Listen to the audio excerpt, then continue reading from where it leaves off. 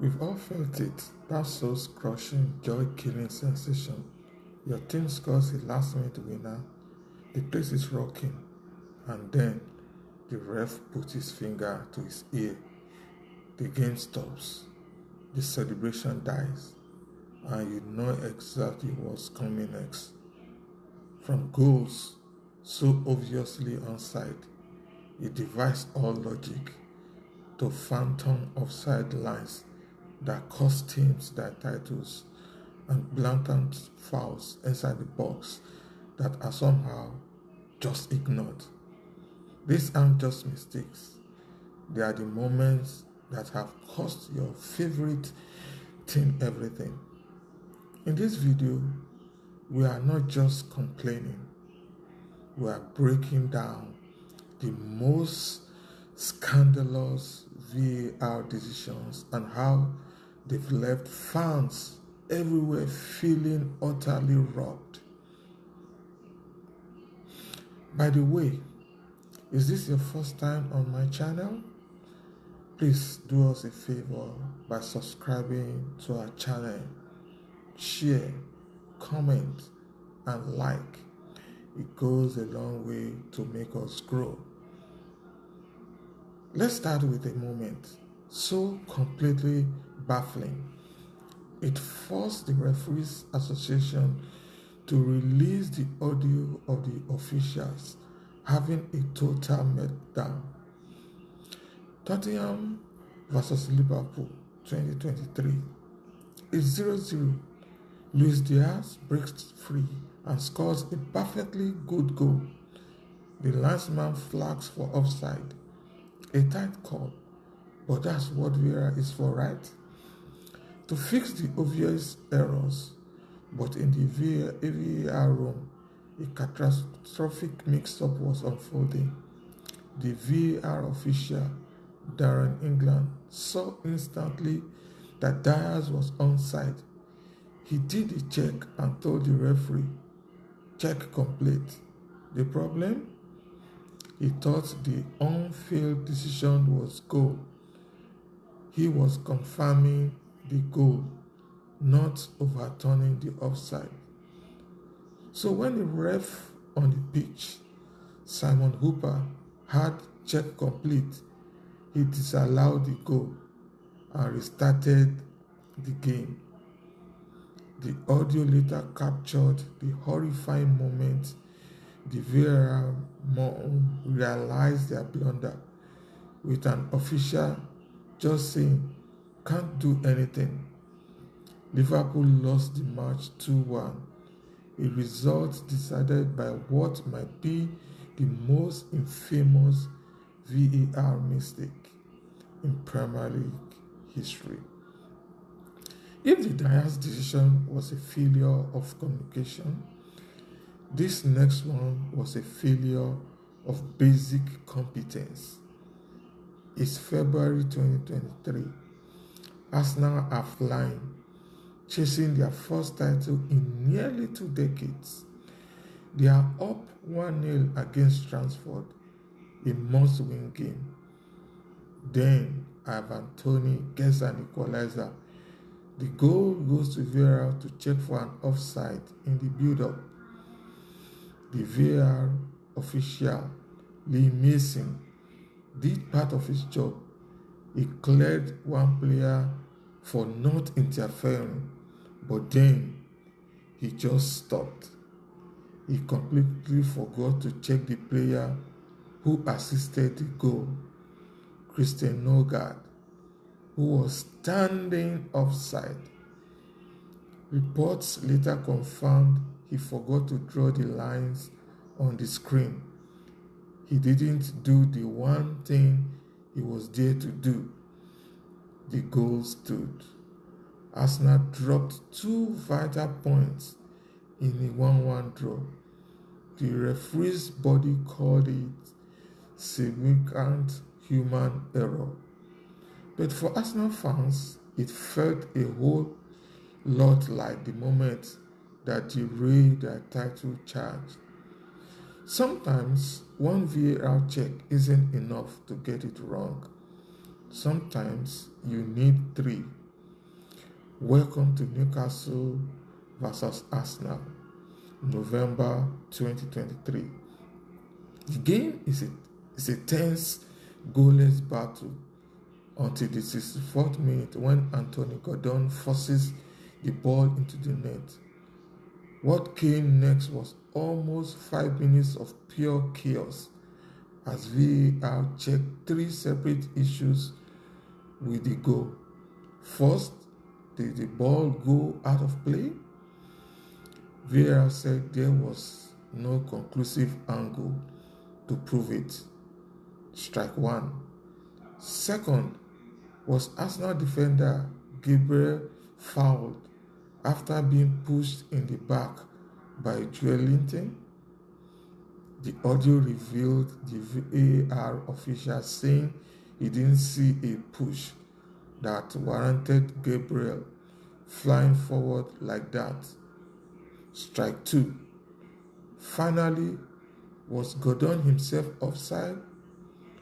Once again, the official said they didn't have a camera angle to show when the ball was last touched.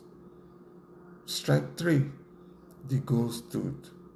Arsenal lost their unbeaten run, and Mikel Arteta called the decision an absolute disgrace.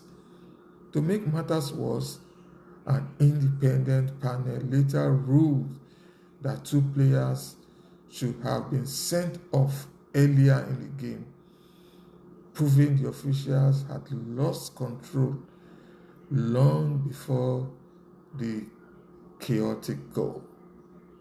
Just when you've got your head around the offside rule, VAR finds a new way to make it confusing. Fast forward to April 2024, Wolves versus West Ham. In the 99th minute, Wolves captain Max Kilman scores what looks like a dramatic equalizer, but the referee is sent to the screen. The problem? A Wolves player, Tawanda Chirewa, was standing in an offside position. He didn't touch the ball, but was he in the keeper's line of sight? After a long look, the referee decided he was and disallowed the goal. Wolves manager Gary O'Neill was furious, calling it one of the worst decisions I've ever witnessed. He argued the keeper, Lucas Fabianski, could see the ball and wasn't impeded.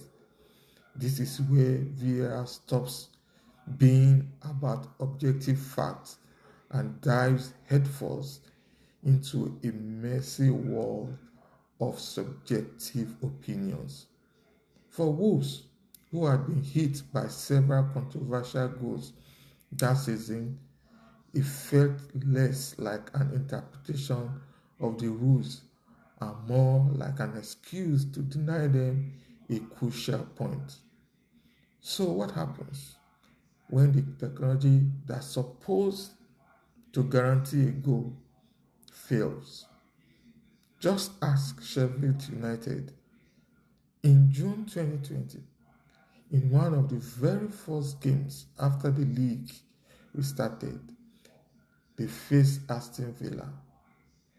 Sheffield United's Oliver Norwood struck a free kick that the Villa keeper, Aldan Nyland, fumbled and carried over his goal line. It was an obvious goal, but the referee's watch, which is connected to Hawkeye goal line technology, never buzzed. No goal. This is where VAR should have been the safety net. The entire point of a video assistant is to step in where there is a clear error.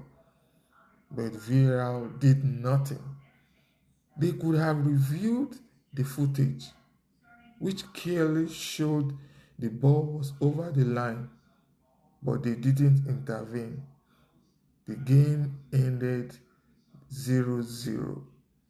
That single point was a huge factor in Aston Villa avoiding relegation, directly at the expense of Bournemouth. It was a catastrophic failure of both systems, proving that even with layers of tech, glaring mistake can still decide a team's fate. And this problem isn't just in the Premier League. The world's biggest stage, the World Cup, has seen its own VAR meltdowns. In the 2018 group stage, Portugal were leading Iran 1-0. In stoppage time, a cross came in and an Iranian player headed the ball down onto the arm of Portugal's Cedric Soares. From point blank range, it was completely unintentional and unavoidable, but Vera got involved. After a long review, the referee awarded a penalty for handball, stunning players and pundits alike. The replay showed the defender had no time to react. Iran scored the penalty. The match ended 1-1 and the decision was slammed as a total misapplication of the handball rule. It highlighted a core fear among fans that VAR, in its hunt for perfection, was losing its grip on the actual context and spirit of the game. From title races to Club World Cups, the story often feels the same. VAR was supposed to end the debate. Instead, it's just giving us a new, more infuriating type of injustice to argue about. It has traded the simple human error of the rep on the pitch for the significant human error of an official in a room hundreds of miles away. Now, to be fair, the data shows that overall accuracy has improved since VAR was introduced with the Premier League reporting 96% correct decisions this past season. But that doesn't erase the memory of these monumental blunders. While protocols continue to evolve, these are the moments that have shaped the debates and left fans feeling cheated. The system isn't the problem. The flawed, inconsistent, and sometimes baffling human application of it is. So, what's the worst VAR decision you've ever seen? That moment that made you want to launch your remote at the TV? Let us know in the comments below. We want to hear your stories of being robbed. And if you feel our pain and want more deep dives into the biggest issues in football, make sure you like this video and subscribe to the channel. Thanks for watching. See you soon.